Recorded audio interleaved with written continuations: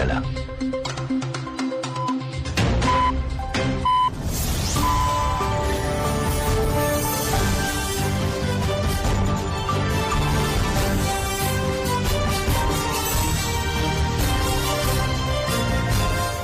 ئەم کاتتان باش بیسەرانی هێژان لە ناوەندی هەواڵەکانی رادیۆ دەنگی گەل بە یارمەتیە و کارانم گەشتی هەواڵەکانی ئەم کاتژمێرەتان پێشکەش دەکەین.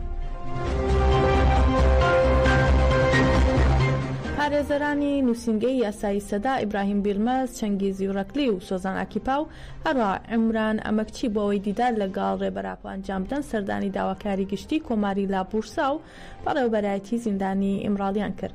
هاوکات پارێزەران بۆ ئەنجامدانی دیدار لەگەڵ موەکیلەکانی دیکەیان لە ئیمراڵی عومەر خێری کۆنار، حامڵی یەڵدرم و وێسی ئاکتاشیش داواکەیان ئاراستەی داواکاری گشتی و بەڕێوەبەرایەتی زیندانی ئیمراڵی کرد. دوای تێپەڕبوونی 4 ساڵ بەسەر گۆشەگیری ڕەها لە 23 تەشرینی یەکەمی ساڵی 2024دا چاوی با عومەر ئۆجەلانی برازای کەوت و لە دیدارەکەدا ڕایگەاند بوو کە هێشتا گۆشەگیری بەردەوامە.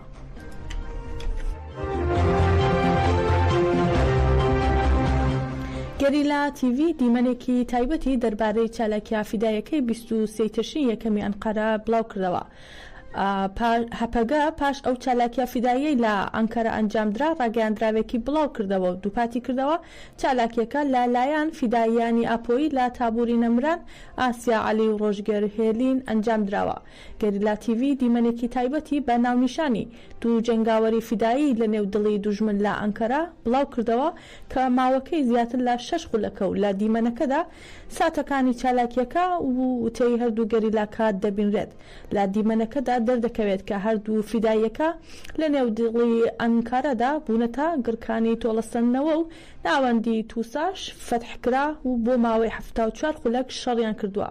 هەروەها لە دیمەنەکەدا قارەمانیەتی جەنگاوەرانی ئاپۆی دەردەکەوێت و دیمەنەکە باوێنەی هەردوو جەنگاوەر دەمبەخەندە و نووسینی هاوڕێیانمان ئاسیە و ڕۆژگر لە چالاکیەکەیاندا نیشانیاندا کە ڕۆحی فیدای ئاپۆی ناوەستێنرێت و ناوی خۆیان بە پیتی زێڕین لە مێژووی تێکۆشانماندا نووسی کۆتایی پێهات. Elvan esasen respekt revera para şeyden şoreşara tekiki paşkara gelemeye varap parezra havale zinara söz dedim.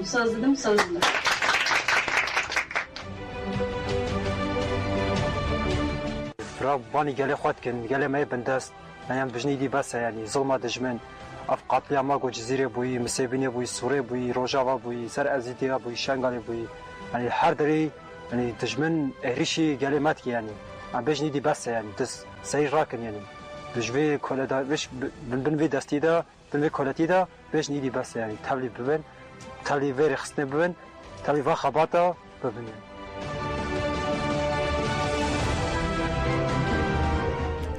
با بۆنەی ڕۆژی جیهانی کۆبانی و بۆ پشتیوانی لاشۆڕشی ڕۆژاوە تەفدەم بانگەوازێکی ڕاگەاند. بەڕێوەبەرایەتی تەفدەم ڕاگەاند لە دەیەمین ساڵیادی ڕۆژی جیهانی کۆبانیدا مەترسیەکان لەسەر دەستکەوتەکانی هەرێمەکە ڕوو لە هەڵکشان و بۆ پشتیوانی لە شۆڕشی ڕۆژاوە بانگەوازی ڕاگەاند. لە ڕاگەاندراوەکەدا ئەوە بەبیر هێنراوەتەوە کە چەتەکانی داعش لە 15 ئەیلولی ساڵی 2014 بە ئەوکاری هێزە دەرەکی و هەرێمایەتیەکان لا دژی شۆڕشی 19 تەموزی 2012 پەلەماری کۆبانیان داوە و دەوڵەتی تورکیش بە هەموو توانایەوە پشتیوانی لەو چەتانە کردووە. لا درێژەی ڕاگەاندراوەکەدا ئەوە خراوەتە ڕوو کە لەسەر بانگەوازی سەفەربەری و ئامادەباشی ڕێبەر ئۆجەلان لە تەواوی کوردستان و جیهانەوە شۆڕشگێران، دیموکراسی خوازان و ئاشتی خوازان کەوتنە خۆ و هەڵسانە سەرپێ. هەروەها لا درێژەی ڕاگەاندراوەکە جەخت کراوەتەوە. یەکی تەشرینی دووەمی 2014 وەک ڕۆژی خۆپیشاندان و پشتیوانی لە قەڵای بەرخۆدانی کۆبانی ناودێر کرا. لە کۆتایی ڕاگەاندراوەکەشدا تیشک خراوەتە سەر مەترسیەکان لەسەر دەستکەوتەکانی بەرخۆدانی کۆبانی و بانگەواز کراوە و دەڵێن دیسان چاوی داگیرکەران، چەتەکان و پلانگێڕان لەسەر لەناوبردننی دەستکەوتەکانی کۆبانی و ڕۆژاوای کوردستانە. ئێمە داوای بەهێزکردنی هاوپشتی جیهانی بۆ ڕۆژاوای کوردستان و دەستکەوتەکانی گەلان لە باکوور و ڕۆژهەڵاتی سووریا دەکەین. ڕۆژاوا لە پێناو مرۆڤایەتیدا خۆڕاگری کرد. پێویستە مرۆڤایەتیش خاوەنداری لە ڕۆژاوا بکات.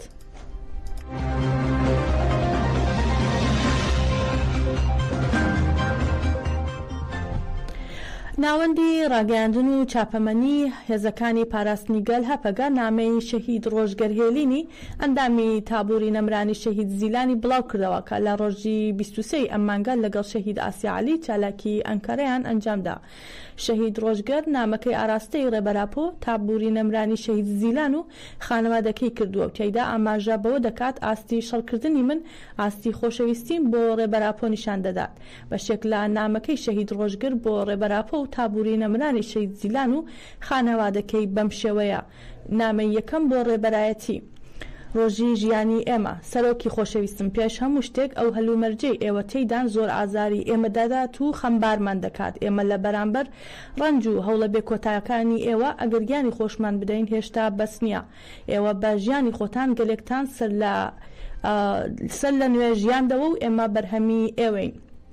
ئاستی شەڕکردنی من لە بەرامبەر دوژمن ئاستی خۆشەویستی من بۆ ئێوە نیشان دەدات. نامەی دووهەم بۆ تابووری نەمرانی شەهید زیلان: ڕۆژگەر هێلین دەڵێ من دەبمە شەروانێکی ڕاستگۆی شەهید زیلان. کاتێک من بڕیاری بەشداریکردنمدا راپۆرتی چالاکیە فیدایەکەی شەهید زیلانم خوێندەوە. ئەو راپۆرتە کاریگەریەکی گەورەی لەسەر من دروست کرد و وای لە من کرد کە بڕیاری بەشدار بوونم ڕوونتر ببێت. لە ساڵی 2014 لە گابار بەشداری ڕیزی گەریلا بووم و دوای ئەوەی بەڵێنمدا بەهۆی بچووکی تەمەنەوە لە ناوشار ئەرکدار کرام. ساڵی 2016 بەشداریم لە بەرخۆدانی بەڕێوەبەری لە هەزەخ کرد. بوومە شاید حاڵی شەیدبوونی هەواڵان و چەندین ڕووداوی دیکە. 12 هەواڵ گیانی خۆیان فیدا کرد بۆ ئەوەی من و 7 هەواڵی برینداری دیکە لەوێ دەربکەن. کاریگەری ئەو ڕۆحیەتە لای من بە هیچ زمانێک پێناسە ناکرێ. من تەنها با پراتیکی خۆم دەتوانم ببمە شایستەی ئەو هەواڵانە. چالاکیەکەی منیش بۆ وەرگرتنەوەی تۆڵەی ئەو هەواڵانە دەبێت بۆ ئەوەی بتوانم بە هەڵویستێکی فیدایانە ببمە شایستەی هەواڵانی شەهید. پێشنیازم کرد بچمە ناو هێزە تایبەتەکانەوە و ساڵی 2023 پێشنیازەکەم قبول کراو. لە هەموو کاتێک زیاتر خۆم بۆ ئەرکی چالاکی فیدایی ئامادە کردووە. نامەی سێهەم بۆ خانەوادەی خۆشەویستم: ڕۆژگەر هێلین دەڵێ هەڵویستێکی بەهێز نیشانی ئەوانە بدەن کە بیانەوێت ئامانجی چالاکیەکەم پێچەوانە بکەنەوە. دەبێت سەرەتا من ئەوە بڵێم کە زۆر شانسم هەبووە کە لە ناو خانەوادەیەکی وڵات پارێزی وەک ئێوە لەدایک بوون. دەبێت ئێوە بە شێوەیەکی دروست چالاکیەکەی من ببین و خاوەنداریەکی بەهێزی لێ بکەن، پارێزگاری لە هەڵویست و ئیرادەی خۆتان بکەن. تەنها داواکاریم لە ئێوە ئەوەیە ئاگاتان لا خوشکەکانم بێت. من هەمووتانم زۆر خۆشەوێت.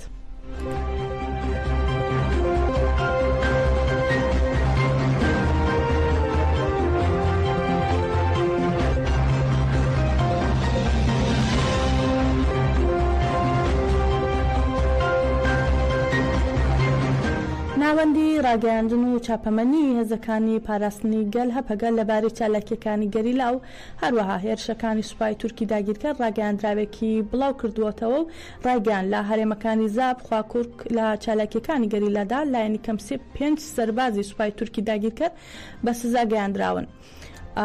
دەقی ڕاگەیاندراوەکەی هەپەگە بەم جۆرەیە: لە هەرێمی شەهید دەلیلی ڕۆژاوای زاب لە 28 تەشرین یەکەم لە گۆڕەپانی بەرخۆدانی گردی بەهار بە چەکی قورس لە ئامۆڵگەیەکی بۆم هاوێژی داگیرکەران دراوە و لە ئەنجامدا چەکێکی بۆم هاوێژ بە زەنجیرەکەیەوە لە ناوبراوە و گورز لە مۆڵگەکە وەشەندراوە. 29 تەشرین یەکەم لە گۆڕەپانی بەرخۆدانی گردی بەهار بە شێوازی نیشانەشکێنی لە داگیرکەران دراوە و داگیرکەرێکیش بە سزا گەیاندراوە.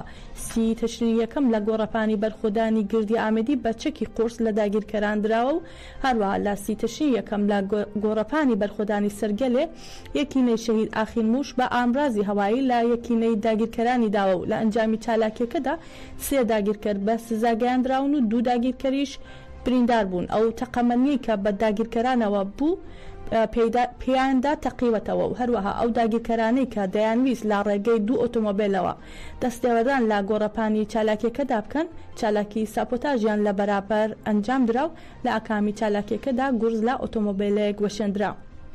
هەروەها داگیرکەران کوژرا و بریندارەکانی خۆیان گواستەوە بۆ بنکەیەکی پەدەکە لە سەرۆی سەرگەلێ و هێلیکۆپتەری سوپای تورکی داگیرکەر کوژرا و بریندارەکانی با هاوکاری پەدەکە لە هەرێمەکە گواستەوە و گۆڕەپانی بەرخۆدانی سەرگەلێ لەلایەن هێلیکۆپتەرە هێرشبەرەکانی سوپای تورکی داگیرکەرەوە بێپرسانەوە بردومان کرا. هەروەها لە هەرێمی خواکوورک لە 30 تەشرین یەکەم لە گۆڕەپانی بەرخۆدانی لۆلان بە شێوازی نیشانەشکێنی لە داگیرکەران درا و لە ئەنجامدا داگیرکەرێک بە سزا گەیاندرا.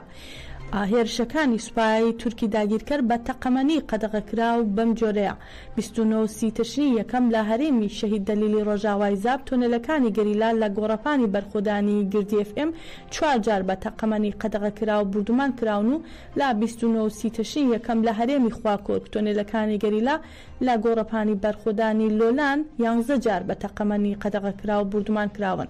هەروەها هەپەگا ئاماری هێرشەکانی سوپای دەوڵەتی تورکی داگیرکەر بەم جۆرەیە دەخاتە ڕوو 29 تشرینی یەکەم لە هەرێمی خواکۆرک گۆڕەپانەکانی بەرخۆدانی لۆلان بربەزن شەهید شەریف 5 جار لە هەرێمی گارا گۆڕەپانەکانی سیان چەمرە بۆتکێ دەشتی کافیا دێرەشێ زیفکێ 5 جار و لە هەرێمی مەتینا گۆڕەپانی بەرخۆدانی دەرگەلێ جارێک و لە هەرێمی قەندیل گۆڕەپانی بێپاڵان 1 جار و لە هەرێمی شەهید دەلیلی ڕۆژاوای زاب گۆڕەپانەکانی بەرخۆدانی گردی جودی گردی بەهار 2 جار و باگشتی 14 جار ئەو شوێنانە بافڕۆکەی شار بردومان کراون. هەروەها لە 29 تشرینی یەکەم لە هەرێمی شەهید دەلیلی ڕۆژاوای زاب گۆڕەپانەکانی بەرخۆدانی گردی جودی گردی بەهار 23 جار و لە هەرێمی خواکۆرک گۆڕەپانی بەرخۆدانی شاخی شەکیف 4 جار و بەگشتی 27 جار ئەو شوێنانە با هێلیکۆپتەری هێرشبەر بردومان کراون.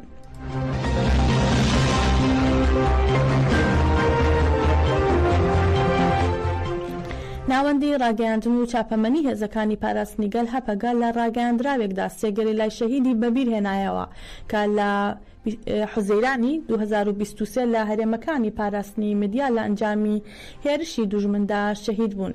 لە ڕاگەیاندراوەکەی هەپەگا هاتووە جەنگاوەرانی هێژای ئاپۆیی هەواڵانمان کۆرتای مەروان و زنار لە حوزەیرانی 2023دا لە هەرێمەکانی پاراستنی مدیا لە ئەنجامی هێرشی دوژمندا شەهید بوون.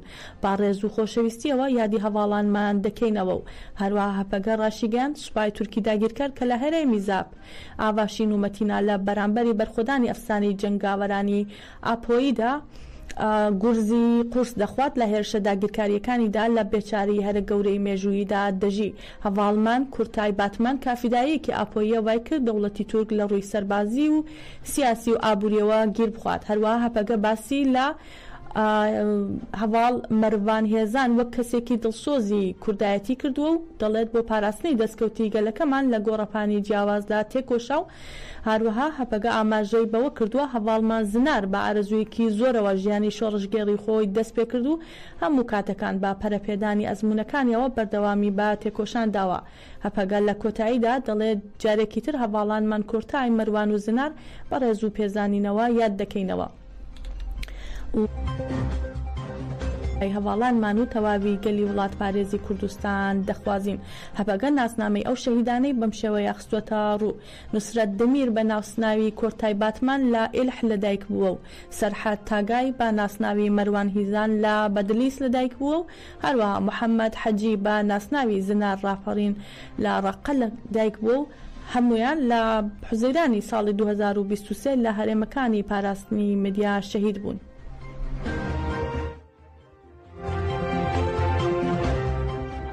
هێژە هەواڵەکانی ئەوڕۆمان پێشکەشکردن بمێنن لە خێر و خۆشیدا.